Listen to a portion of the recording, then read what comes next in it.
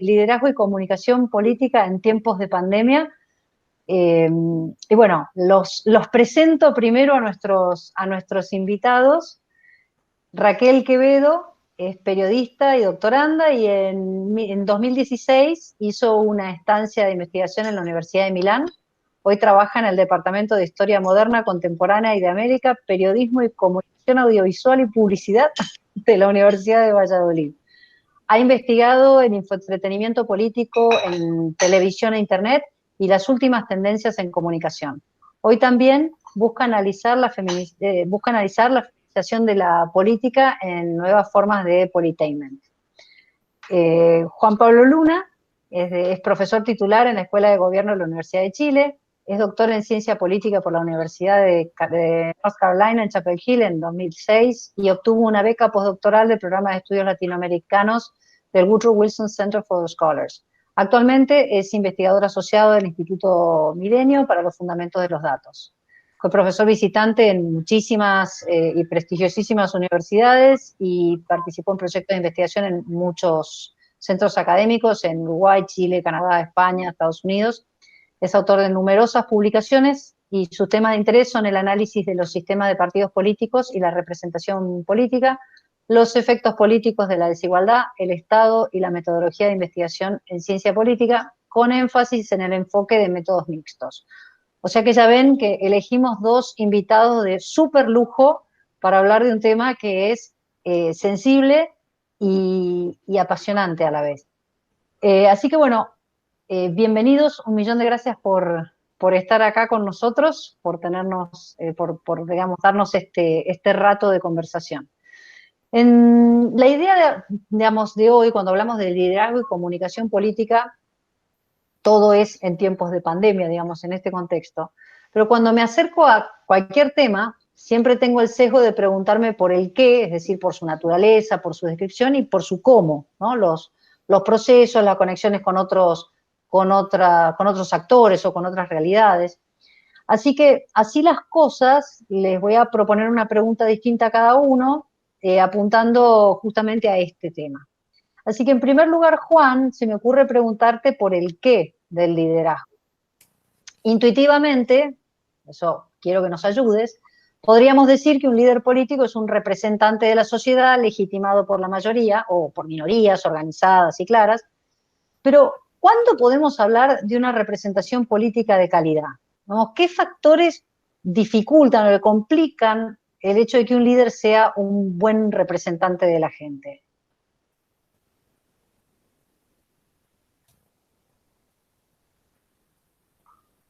Disculpen, bueno, muchas gracias primero que nada por la invitación y la invitación al café.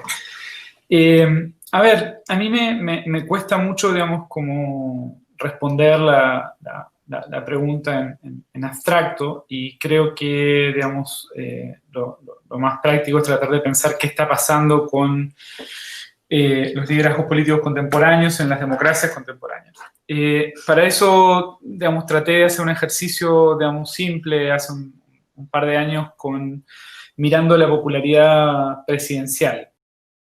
Y, digamos, y lo que hice fue un ejercicio simple de tomar los 3 primeros gobiernos en cada país en América Latina, después de cada transición a la democracia, y tomar los últimos 3 gobiernos y mirar cuántos meses demoraba la popularidad presidencial en caer 10%, ¿sí? O sea, con un parámetro, digamos, simple para comparar qué estaba pasando con eso. Y lo que uno ve a nivel regional, en toda la región, y se da en promedio, pero también se da en términos de el análisis de cada uno de los países que uno mira, es que los liderazgos presidenciales recientes, ¿sí? los 3 últimos presidentes o presidentas en cada uno de los países, pierden mucho más rápido la popularidad con la que llegan al gobierno, ¿sí? Y usualmente no la recuperan nunca más, ¿no? En su periodo. Entonces tenemos, digamos, como de alguna manera, y cuando digo rápido estoy hablando de casi un año de diferencia en promedio, entre los 3 primeros gobiernos post-transicionales y los gobiernos actuales. En ese sentido, lo que me parece que está pasando y el principal problema que tienen nuestros liderazgos políticos principales es que se les acortó mucho el tiempo para gobernar, ¿sí? Y rápidamente corren riesgo de perder adhesión y perder adhesión en términos bastante significativos, más allá del 10%, una vez que empiezan a gobernar. ¿Qué es lo que me parece que está detrás de eso? Digamos, básicamente me parece que eso puede ser relacionado o está relacionado con un contexto en el cual las organizaciones políticas tradicionales que teníamos en nuestros países y que de alguna manera hacían el trabajo de seleccionar y de preparar estos liderazgos y de testearlos y de estructurarles la carrera política, empiezan a colapsar. Hay un proceso de destrucción de partidos políticos bastante fuerte y bastante profundo en América Latina.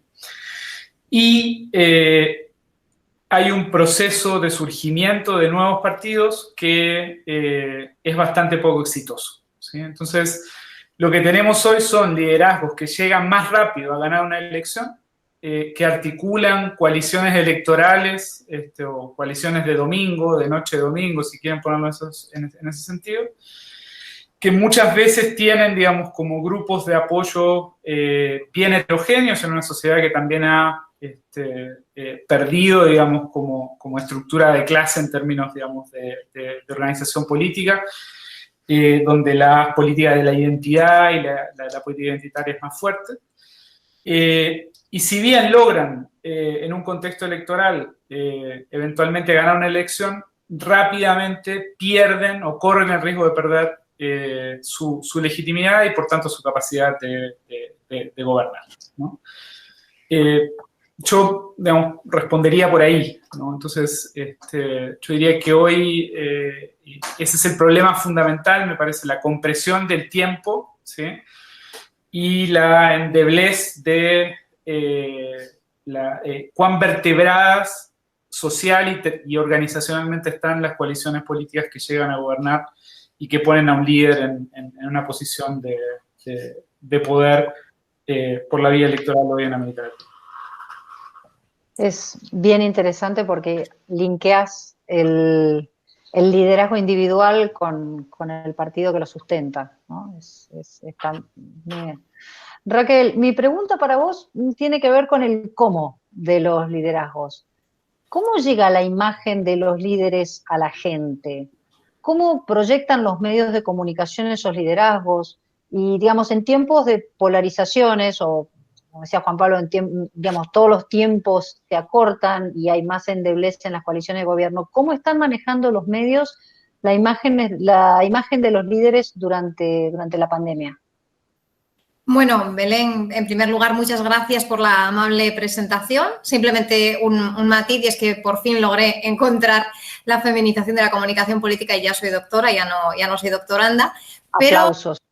Pero como investigadora en ciernes me considero igualmente doctoranda en cuanto a la curiosidad y este evento me parece especialmente interesante.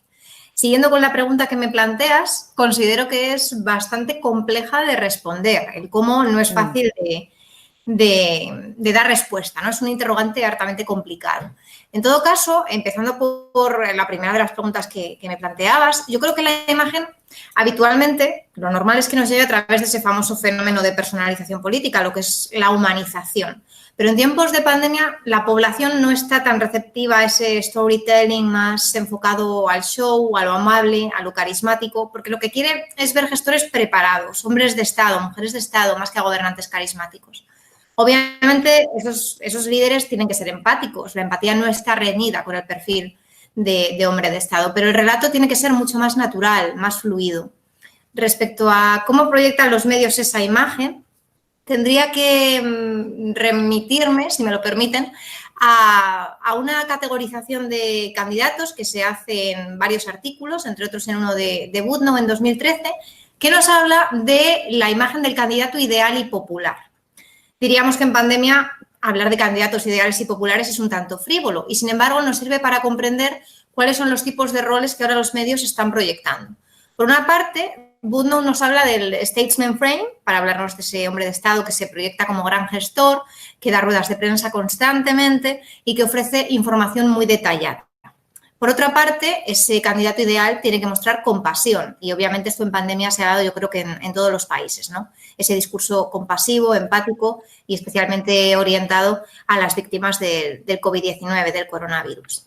Luego nos hablan del llamamiento a las masas, el mass appeal, a través de la retórica vinculada al nosotros. Ya no somos sujetos individuales, somos un colectivo, esa es la fuerza. Y por ese motivo los políticos apelan a ese tipo de llamamiento a la masa. Y finalmente tienen que recordar esos gestores que la imagen que transmiten tiene que ser la de un ciudadano común que esté igual de expuesto que el resto al riesgo y que por tanto tiene que dar ejemplo con su imagen. Por otra parte, podemos hablar también de los roles simbólicos, que son también muy interesantes en un análisis de imagen de pandemia y que nos habla del líder como gran comunicador, como persona que está siempre tendente a aparecer en los medios de comunicación, a hablar con los periodistas, etcétera. Y luego nos hablan también García Bodoy y Orlando D'Adamo, que son investigadores también argentinos de comunicación política, de la importancia de que el líder se proyecte en esta clase de circunstancias como héroe, como persona capaz de salvar al país, pero sin por ello levantar una especie de torre de marfil en torno a su ego, sino que tiene que ser una transición desde la figura heroica hacia la figura heroica con matices, digamos. En estos casos y ante la gravedad de la situación, los medios también apuestan pues, por otro tipo de estrategias más tendentes ya a lo que sería la feminización de la comunicación política, ya entrando un poco en mi tema. Porque lo que se estudia de manera muy resumida con esa feminización de la comunicación es la incorporación de más valores, el situar la ética del cuidado, los cuidados, en el centro de las políticas de Estado. Tender más a pensar en el bienestar común y menos en el de los individuos en singular. Entonces, con ese tipo de discurso más feminizado, lo que se procura es pues, colocar el nosotros frente al yo, de nuevo, y lograr también, a través de la retórica que ejemplifican los líderes, utilizar un lenguaje pragmático, empático, con más connotaciones emocionales y con capacidad para apelar a la conciencia colectiva. Es decir, los mensajes, en cierto modo, empoderan a la audiencia para que se sienta comprendida en esta situación de pandemia y cree pues, un sentimiento en esa audiencia de capacidad de cambio. Es decir, está en nuestras manos, las de los ciudadanos, contribuir a que la pandemia no tenga esos efectos tan devastadores. Es decir, ser responsables y asumir de una manera colectiva la importancia de tratar de evitar los riesgos. Por lo menos en España es algo muy, muy actual, que los líderes traten de empoderar a la audiencia con un discurso muy enfocado a ese nosotros. Frente a ese estilo, que ya digo es más feminizado, así hablando muy rápido, encontramos también, por supuesto, ejemplos masculinizados. Donald Trump, mismamente en Estados Unidos, pues tiene un estilo más testosterónico. Sin embargo, el estilo que se aplica en el caso español, en concreto, que es el que me pilla más cerca, tiende más a esa feminización, esa incorporación de los valores en la medida en que las ruedas de prensa están enfocadas sobre todo a explicar muy detalladamente las políticas sociales que cada vez se incorporan más. En todo caso, los medios de comunicación, pues como siempre, también escarban un poco en el sensacionalismo y en los discursos del odio, que también tenemos bastantes ahora mismo en territorio español, que generan un clima de tensión que es bastante poco práctico para comunicar en pandemia, porque lo que genera es cierto estado de ansiedad en la población. Ya digo que aquí en España tenemos de ambas cosas y los medios contribuyen a que ambas se conozcan. Buenísimo, muchísimas gracias, Raquel. Es súper interesante este concepto de feminización de la comunicación política en el sentido de el acercar nuevos valores a los tradicionales, a los discursos tradicionales. Y sobre todo esta cuestión de como vos decías, el líder más masculino, que hablaban de guerras y demás. Al principio de la pandemia todo eso ha ido cambiando. Es muy interesante la mirada, gracias. Ahora voy a hacer preguntas para los dos, digamos, para que vayan respondiendo. En primer lugar, ¿cómo creen ustedes que afecta la credibilidad de los líderes la espectacularización de la política, todo lo que es el infoentretenimiento? No sé si querés empezar vos, Raquel.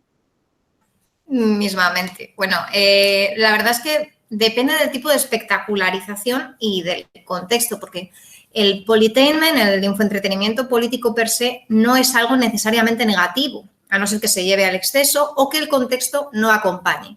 Claro, en un contexto de pandemia, pensar en el entretenimiento protagonizado por políticos nos rechina mucho, nos echa para atrás a la ciudadanía. Por lo cual, es un momento en el que hay que plantear nuevas formas de aproximarse a la ciudadanía, humanizar el perfil sin recurrir a lo frívolo.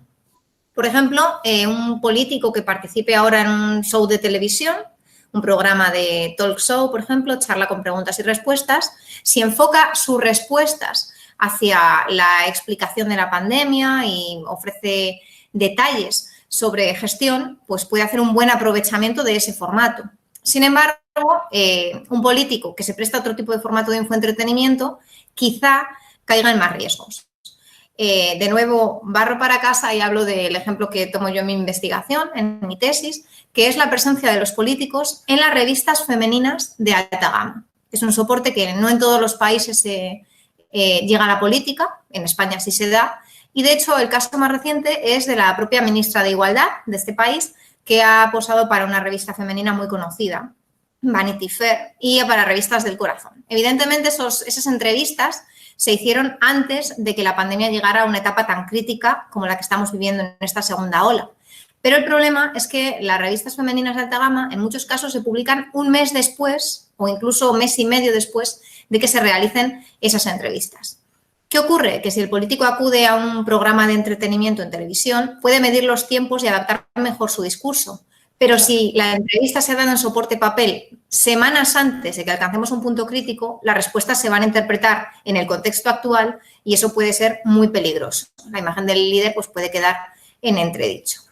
También tenemos aquí otros casos en España de políticos que sí han aprovechado las ventajas del infoentretenimiento para ganar credibilidad en lugar de perderla, pero son casos muy aislados. Un ejemplo que suscitó por una parte halagos, pero por otra críticas, como una polarización muy grande, fue del epidemiólogo y el encargado de gestionar la coordinación de alerta y emergencia sanitaria en España, Fernando Simón, que se desplazó a la isla de Mallorca, una de las islas más famosas que tenemos en este país, en pleno verano de 2020, para un programa en el que ofrecía en una entrevista blanda explicaciones sobre toda la gestión que se había hecho de la primera ola del COVID-19. Y no dejaba de ser curioso porque aunque el entorno no acompañaba, no era serio, eran playas, actividades de surf, etcétera, lo que rodeaban a la entrevista, las declaraciones que hacía sí eran en un tono serio y formal. Y eso hizo que el efecto show del infoentretenimiento en ese caso quedaba minorado y que incluso le granjeara popularidad ese tipo de formato. Por eso digo que depende mucho del contexto en el que se publica la entrevista y del contexto en el que se hace, ambas. Interesante esta vuelta, este juego, esta espada de doble filo, ¿no? De uno dar una entrevista y que un mes y medio después quede como una cosa completamente frívola, qué complicación. Juan Pablo, ¿qué apreciaciones te merece este tema? Mira, yo creo que, de nuevo, como pensando en una lógica sistémica, creo que nuestras sociedades están pasando por ciclos políticos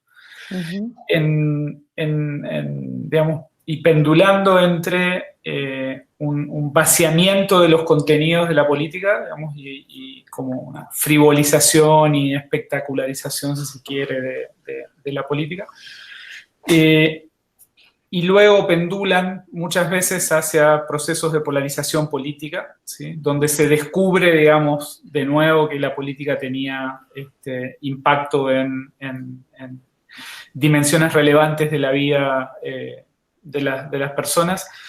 Y creo que lo que está pasando, digamos, es que estamos viendo este péndulo en varios países, ¿no? Por ejemplo, digamos, uno podría pensar en el caso de Estados Unidos hoy, digamos, Trump es, por un lado, digamos, una instancia de frivolización, si se quiere, y de un tránsito exitoso entre un reality show y un tipo, digamos, que viene de fuera del sistema, criticando al sistema, con una lógica bien anti, digamos, y bien centrada, digamos, en su persona. Me parece que hoy lo que pasa en Estados Unidos tiene que ver con la polarización que ese mismo liderazgo y ese mismo estilo de liderazgo genera, y la movilización de gente, digamos, como el electorado negro, digamos, como el electorado femenino, digamos, que empieza, digamos, a reaccionar y a volver a articular la política en términos de contenidos más sustantivos y en términos de intereses más sustantivos.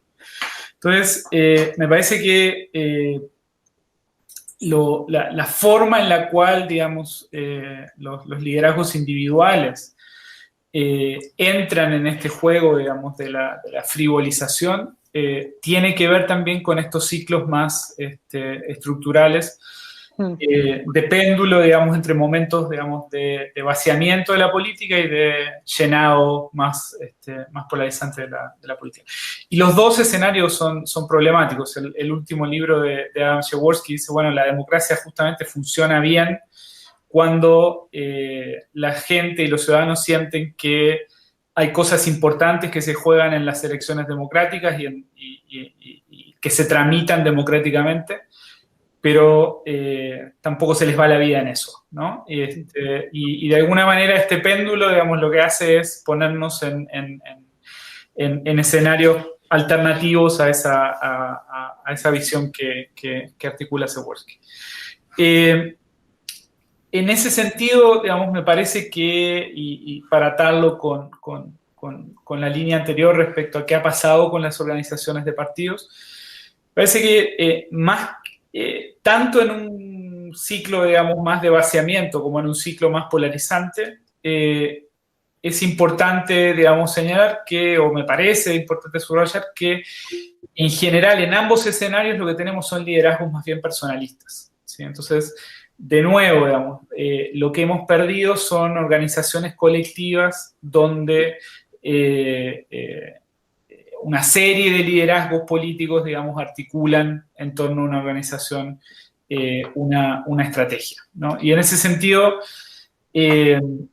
creo que, digamos, voy a decir dos cosas como, digamos, con el ánimo de polemizar un poco, digamos. Nosotros usualmente valoramos mucho la transparencia, ¿sí? Y que los gobiernos sean transparentes, que los liderazgos sean transparentes, que podamos, digamos, saber todo lo que está pasando, digamos, en las cocinas políticas. El problema es que en la medida que hemos generado más información, en la medida que estas organizaciones que tenían camarillas y que eran camarillas muchas veces machistas, misógenas, digamos, donde se decidía la política, digamos, con claves, digamos, y con códigos de oscuridad que impedían transparentar lo que pasaba, digamos, en la cocina política. Eso se ha ido rompiendo y eso es obviamente algo bienvenido, ¿sí? Pero al mismo tiempo se ha ido articulando con fenómenos en los cuales tenemos más deslealtades, audios de WhatsApp, videos de WhatsApp, tuiteos de compañeros o compañeras de partido que impugnan a sus propios candidatos. Y toda esa transparencia, digamos, que ha ganado, digamos, de alguna manera el juego político, me parece que lo que hace es, de alguna manera, rápidamente, por un lado, te pone estándares muy altos en términos morales respecto a quién puede eventualmente ser un liderazgo aceptable. Y esos estándares morales chocan todo el tiempo, digamos, con impugnaciones muchas veces legítimas y justificadas que te destruyen la reputación de esos liderazgos, ¿no? Entonces, y en cierto sentido lo que se ha perdido junto con las organizaciones partidarias y con de alguna manera, estas lealtades que fueron fraguadas en tiempos más bien de conflicto y de violencia política, ¿sí? empiezan a ceder ante personalismos y ante ambiciones personales que de alguna manera te generan un ambiente en el cual, digamos, los estándares son mucho más altos y la toxicidad del juego político, digamos, y lo que la gente ve respecto a esa toxicidad es mucho más transparente y mucho más abierto, ¿no? De alguna manera, digamos, Weber ya decía, bueno, digamos, el liderazgo necesita cierta oscuridad, necesita cierta magia. Cuando sabemos qué es lo que está atrás del truco de magia, se pierde la legitimidad, se pierde la potencia de esos liderazgos, ¿no? Entonces creo que estamos entrampados en ese juego donde, digamos, esperamos que los liderazgos sean increíblemente sobrehumanos en términos de cómo actúan en política, cómo juegan la política. Y ante cada negociación, se transparenta, no sé, el sueldo de una diputada y esa diputada queda, digamos, rápidamente impugnada y tiene que salir a responder, y si responde mal, tiene problemas o con su partido, o con su electorado, ¿no? Entonces, yo creo que los políticos en cierto sentido están en un zapato chino respecto a lo que se les demanda y a lo que pueden dar, en parte porque, digamos, han perdido capacidad de actuar colectivamente, ¿no? Y en ese sentido también, digamos, creo que y de nuevo, esto tiene muchas cosas positivas, pero tiene algunas cosas que también operan sobre la racionalidad de los actores del sistema y generan, digamos, externalidades eventualmente problemáticas. Hoy tenemos, digamos, mucha más gente lanzándose y lanzando candidaturas, ¿no? A la opinión pública, compitiendo unos con otros, viendo a ver si marcan en las encuestas, generando, digamos, dinámicas por las cuales tienen que lograr hacer ruido para marcar en las encuestas. Y eso genera, me parece, un caldo de cultivo para una ilegitimidad futura. O sea, te permite crecer eventualmente de forma rápida, pero también, digamos, es en cierta medida un disparo en los pies, ¿no? Para los liderazgos, digamos, que emergen de este juego. Clarísimo. Muchas gracias, Juan Pablo. Hay un profesor de economía en la Universidad de Navarra, que se llama Alberto Pinillos, que sostiene que los líderes son los que logran 4 cosas: proponer un proyecto de ilusión, generar confianza, manejar eso que se suele llamar la política, digamos, y saber identificar la naturaleza de cada problema. En el contexto en el que nos encontramos ahora, esto es una pregunta doble: ¿qué líderes políticos mundiales identifican ustedes que están pudiendo llevar adelante estos 4 temas de manera exitosa? Es decir, esto de generar confianza, generar ilusión, manejarse políticamente bien e identificar bien la naturaleza de los problemas.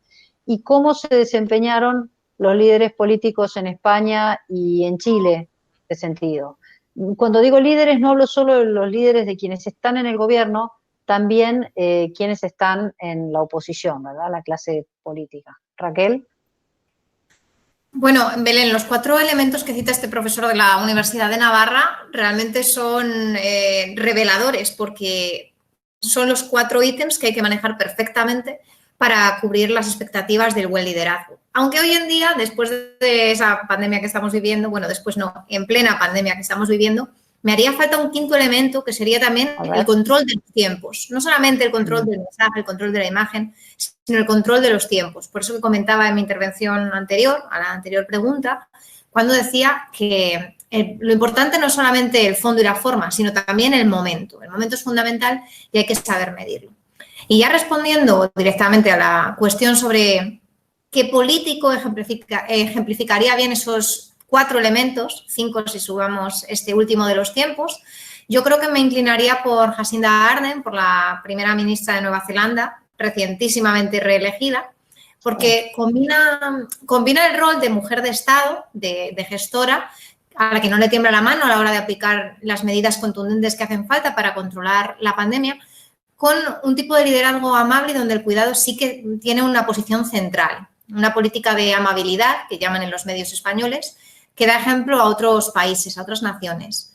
En el caso de Portugal, por ejemplo, es mucho menos conocido el trabajo que está haciendo ahora António Costa, el gobernante portugués, el gobernante luso, y también me parece un buen referente. Es mucho menos conocido que el caso neozelandés, pero Portugal se ha caracterizado durante mucho tiempo, y ahora lo han demostrado, por su talante a la hora de aplicar políticas y de ejemplificar un tipo de discurso un poco más contenido.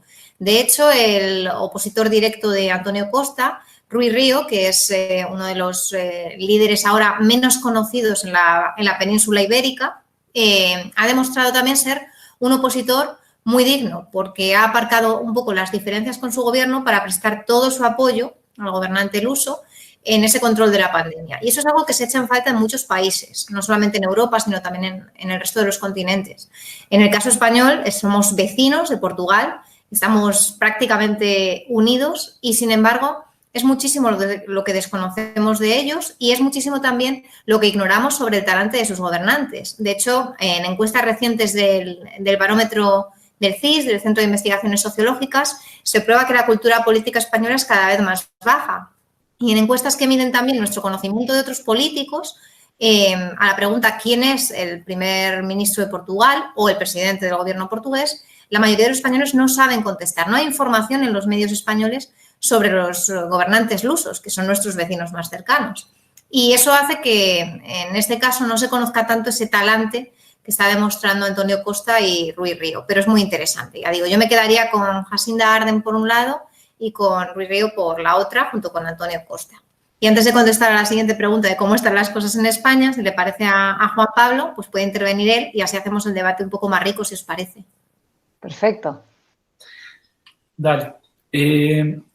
A ver, a mí lo que me pasa con las 4 condiciones, es que creo que es difícil saberlo ex ante, ¿no? Yo creo que proyectamos en los liderazgos exitosos eventualmente esos factores y otros, ¿sí? Y no los vemos en los que fracasan, pero muchas veces me parece que eso también tiene que ver con coyunturas específicas y con, digamos, situaciones tanto nacionales como shocks internacionales que los gobiernos tienen con los que los gobiernos tienen que trabajar y a los que tienen que reaccionar. Y en ese sentido a mí, y esto, digamos, me interesó mucho, digamos, ser parte de esta conversación porque este no es un tema que yo haya trabajado antes ni sobre el cual haya reflexionado mucho, como se puede ver. Pero desde el octubre chileno en adelante, habiendo seguido y a veces de cerca cómo reacciona, digamos, el gobierno chileno a algo como el estallido social y luego la pandemia. Uno empieza, digamos, a valorar de otra manera el contrafáctico de qué podía haber hecho otro tipo de liderazgo en la moneda, ¿no? Y cómo hubiera eso cambiado el tipo de crisis que hoy vivimos en Chile.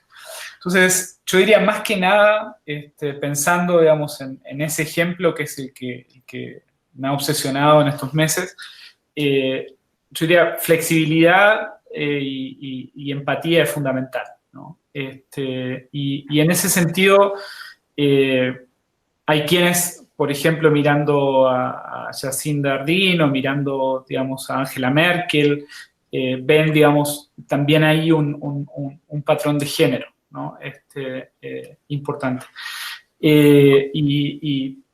Es bien posible, digamos, que tenga que ver con liderazgos más empáticos, más flexibles a abrirse a la disonancia cognitiva, ¿no? Mientras que yo creo que a los liderazgos que les está yendo mal son básicamente liderazgos que digamos, tienen, digamos, como un narcisismo muy marcado, digamos, que por un lado los hace, digamos, tener esta ambición y esta capacidad eventualmente de llegar al poder y de meterse, digamos, en este lío. Digamos, yo creo que hay un sesgo de selección creciente de nuestros sistemas políticos hacia narcisos bastante problemáticos, ¿sí? Y les termina yendo bien en un contexto en el cual, por ejemplo, tenés esta preeminencia del infotainment y de cómo, digamos, se construyen estos personajes.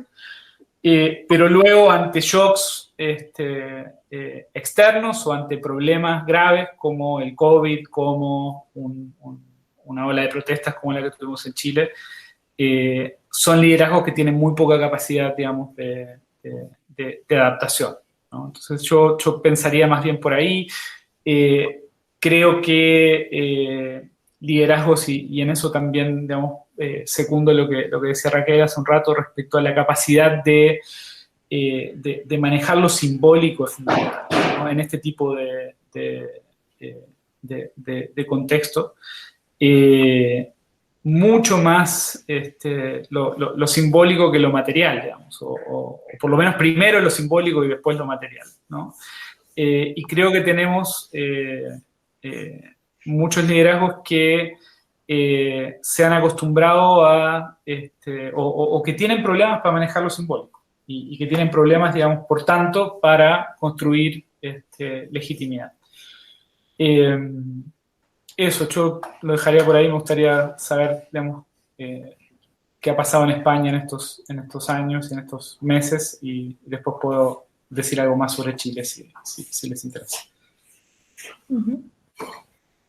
Raquel. Bueno, pues en el caso de España, la pregunta de cómo se han desempeñado los líderes aquí, la verdad es que tengo que ser profundamente negativa porque lo han hecho profundamente mal. De hecho, imagino que las noticias internacionales de otros países también se habrán hecho eco de que hoy tenía lugar el debate de la 5ª moción de censura de la democracia en este país, en España, porque han decidido un partido político de extrema derecha, Vox, que es de reciente cuño, llevar a cabo, plantear esa moción, que sabían que estaba abocada al fracaso, que no iba a prosperar porque el número de votos no daba, para lograr, pues, promoción propia, ¿no?, del propio partido. Entonces, han hecho una especie de teatrillo parlamentario donde los gobernantes de todos los colores, pues, se han sacado los colores con argumentos característicos a veces del discurso del odio y olvidando que, aunque sea una moción de censura, no deja de darse en un contexto de pandemia. Es decir, se ha echado en falta más alusiones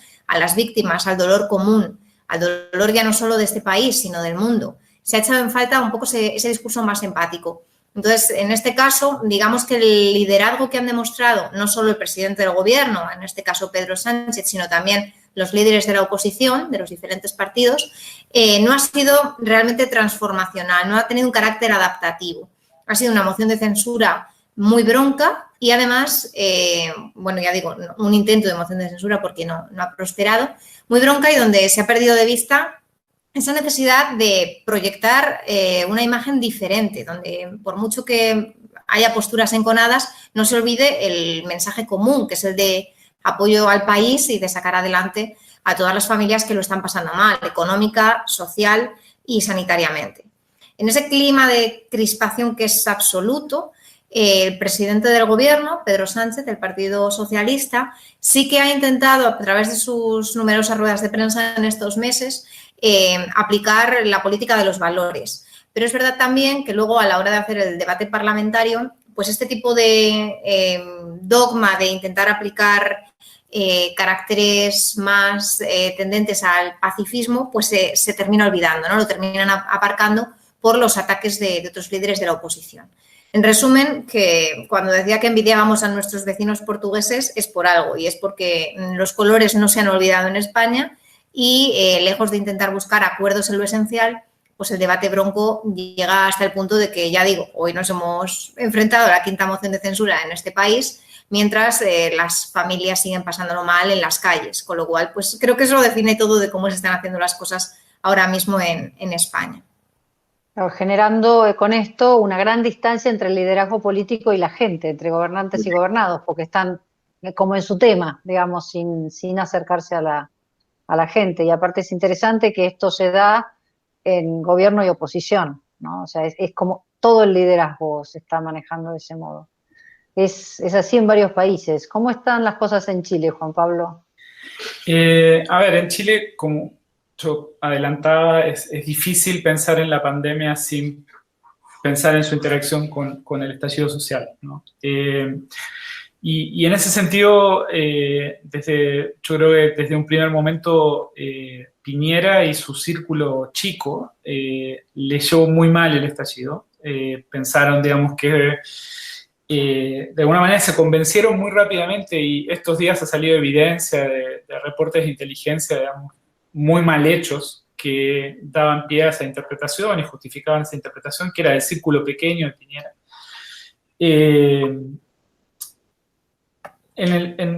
A partir de los cuales ellos se convencieron de que lo que estaba pasando en Chile con las protestas era un intento de golpe de Estado por parte de una coalición castrochavista que estaba, digamos, de alguna manera devolviendo el favor de la ida de Piñera a Cúcuta a apoyar a Juan Guaidó, digamos, cuando se juntaron en el puente, digamos, en la frontera entre Colombia y Venezuela, ¿no?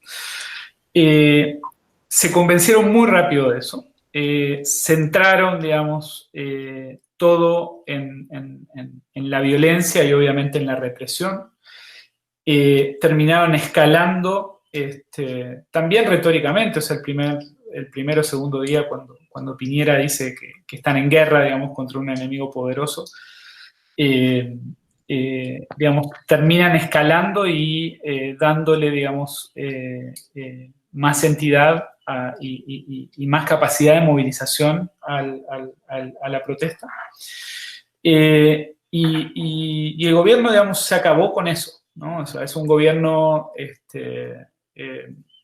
digamos, donde yo en diciembre, digamos, en una entrevista, bueno, básicamente lo que tenemos en la moneda es un narciso acorralado.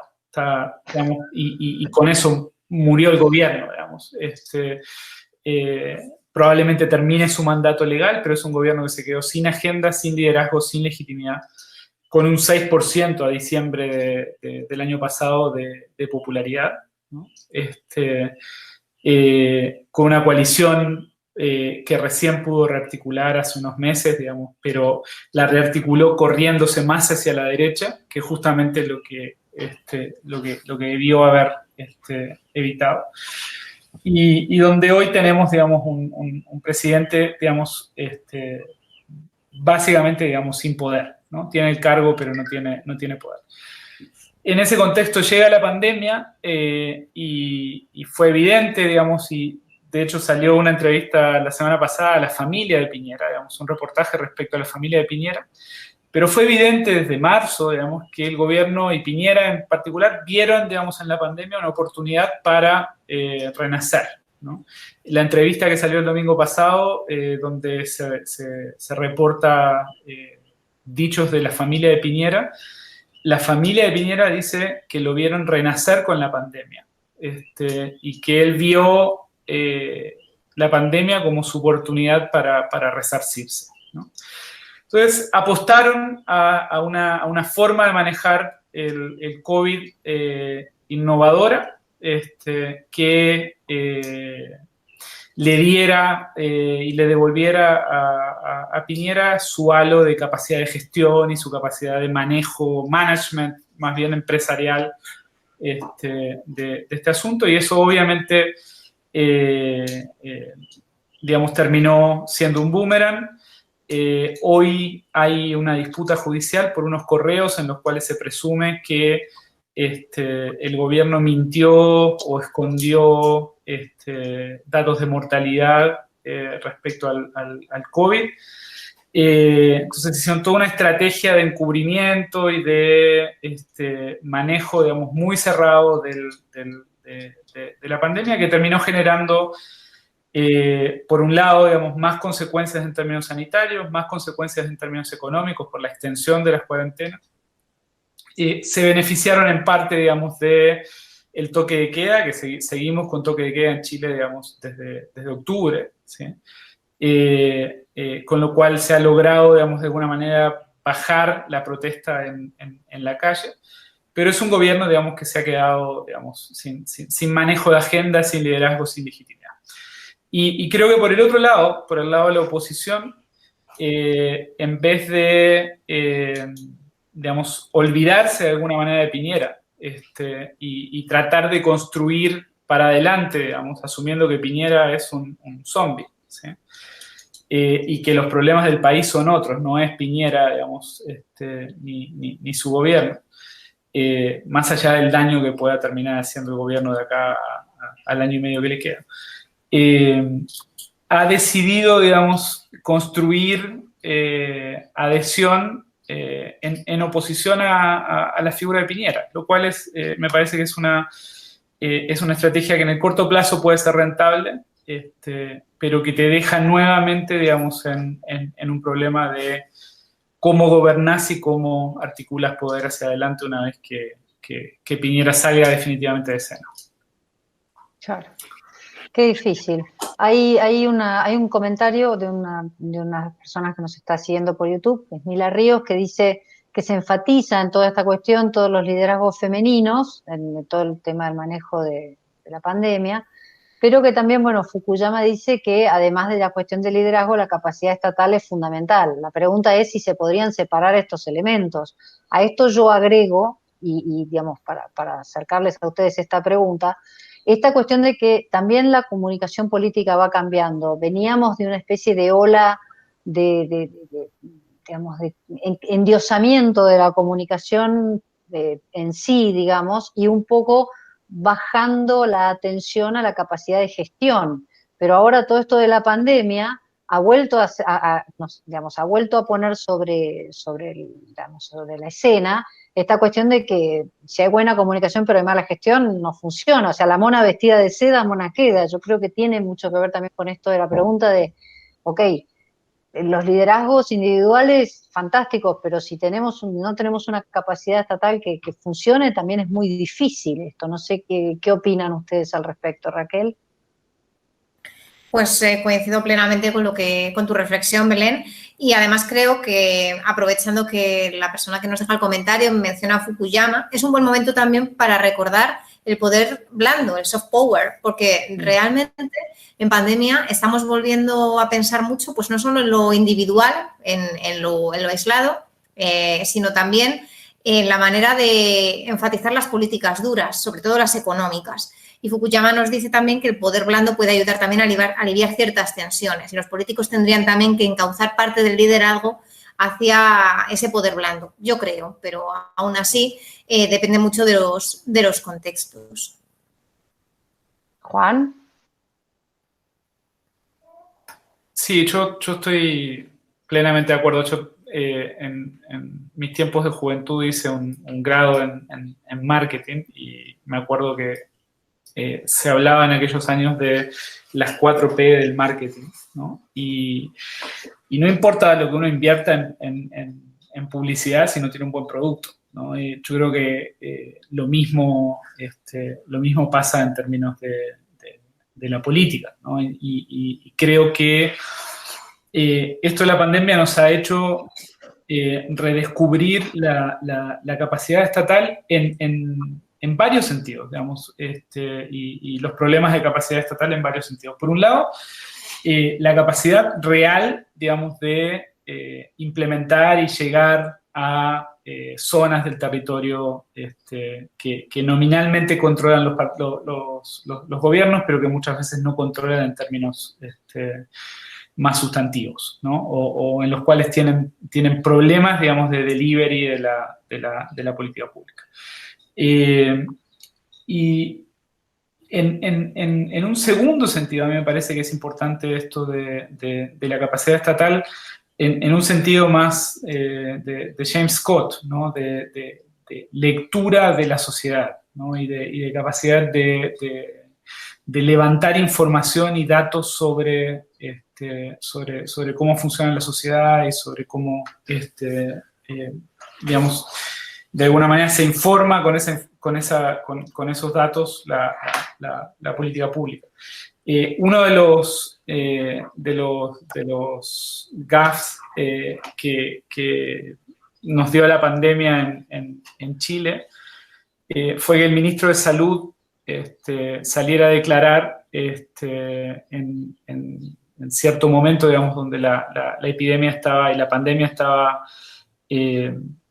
digamos, descontrolada en los sectores populares, que saliera a declarar que él no sabía, digamos, la situación de hacinamiento que se vivía en Chile, ¿no? Y que no tenía datos respecto a que la gente viviera tan hacinada y que eso era imposible de controlar por el hacinamiento, ¿no? Entonces, yo creo que muchas veces lo que le pasa a los liderazgos que, al menos en Chile, tienen un sesgo de clase muy marcado en términos de su proveniencia y de su experiencia social, ¿sí?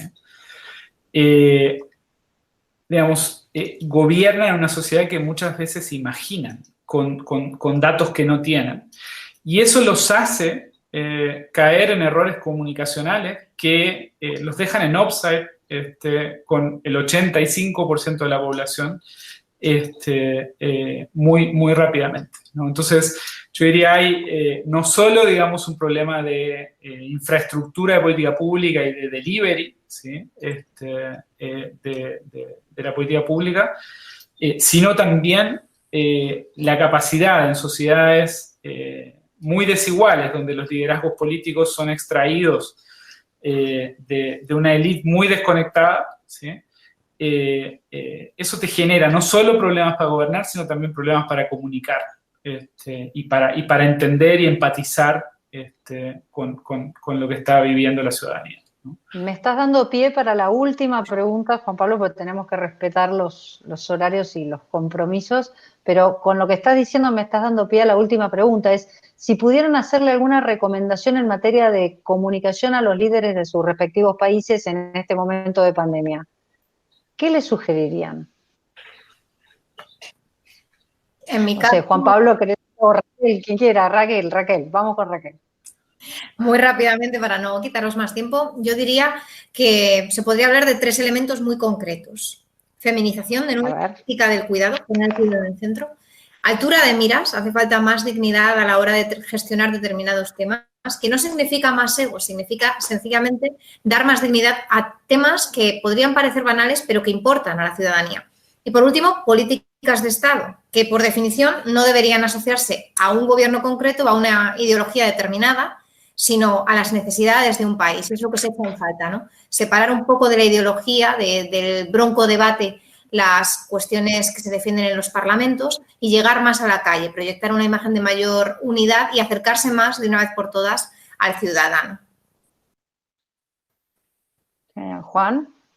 Yo creo que y esto viene, digamos, informado de una serie de papers que estamos haciendo ahora con un proyecto respecto al uso de Facebook y Twitter en campañas electorales y en qué medida, digamos, las redes sociales ayudan o no ayudan, digamos, a la construcción y al avance electoral de los candidatos. Yo diría que hay, digamos, uno se encuentra con muchos candidatos también en las entrevistas, digamos, cuando les preguntamos respecto a sus estrategias de campaña y demás, que creen que realmente, digamos, hoy pueden, digamos, construir poder desde las redes sociales, ¿no? Y que hoy pueden, digamos, sostener una estrategia electoral desde las redes sociales. Y lo que uno ve claramente, tal vez en el futuro sea diferente, pero hoy, incluso en un país, digamos, como Chile, donde las organizaciones partidarias son bien débiles y están bien desenraizadas, que las redes sociales y la estrategia de red social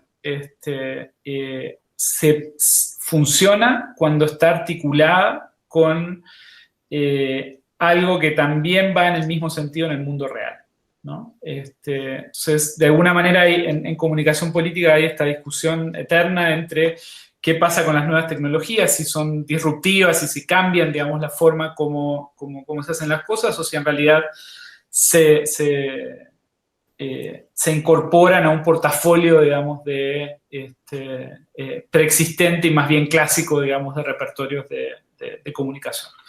Y claramente lo que la evidencia que tenemos disponible sugiere es que la hipótesis, digamos, que lleva a la delantera, digamos, por lo menos por ahora, es la segunda, ¿no? O sea, y en ese sentido, me parece que hay que hablar menos en redes sociales, y construir más poder en términos territoriales, en términos organizacionales, en el mundo real, ¿no? Eso. Está muy bien. Justo había entrado una pregunta que tenía que ver con eso. Vos siempre adelantás las preguntas, sos un visionario, Juan, porque había alguien, digamos, Josimar Silva dice, ¿cómo ven la influencia de los liderazgos muy conectados a las redes sociales y promueven desinformación sobre los comportamientos ciudadanos sobre la pandemia, ¿no? Todo esto de las fake news, etcétera, ¿no?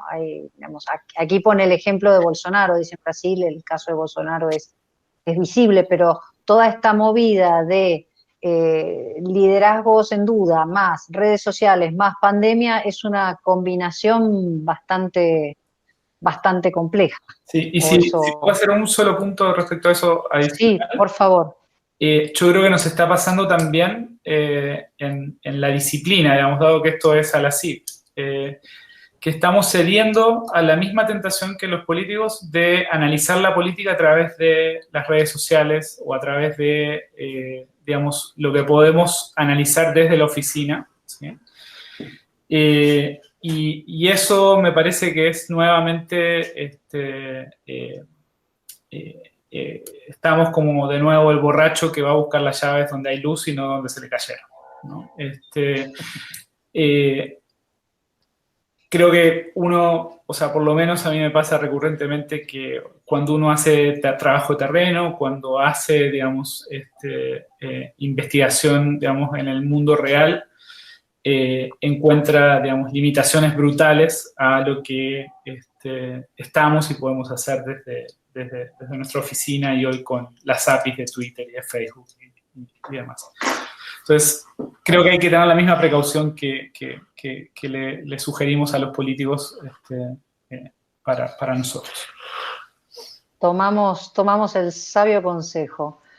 Bueno, quería agradecerles a Raquel Quevedo de la Universidad de Valladolid y a Juan Pablo Luna de la Universidad de Chile el haberse sumado a este café de ALACIP e invitarlos al próximo café que va a ser el jueves 26 de noviembre a las 18 horas del Cono Sur, bajo el título de Pandemia, Política y Polarización en América Latina, y los invitados van a ser Manuel Alcántara y María Laura Tajina, y la va a moderar Daniel Buqué. Así que quedan todos invitados y les agradecemos nuevamente, Raquel, Juan, ha sido un gustazo conversar con ustedes sobre liderazgos y comunicación política en tiempos de pandemia.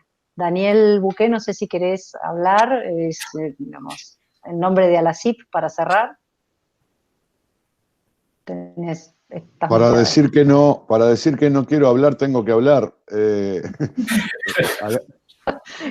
¿Qué dilema? Claro, hagamos como la primera de estas actividades. Felicitarte a vos, Belén, porque tuviste a cargo la coordinación del evento y su conducción en el transcurso. Creo que ha sido una actividad excelente. Saludar a los compañeros del Comité Ejecutivo de la CIP que se han unido aquí a la reunión virtual en Gmail y algunos que se conectaron vía YouTube, y saludar al primer presidente de ALACIP, secretario general de ALACIP, Manuel Alcántara, que está aquí en la reunión y nos va a acompañar en el próximo evento. Gracias, Belén, por el trabajo, gracias, Juan Pablo, y gracias, Raquel, por vuestra extraordinaria contribución. Muchísimas gracias. Nos vemos en la próxima. Un abrazo. Gracias.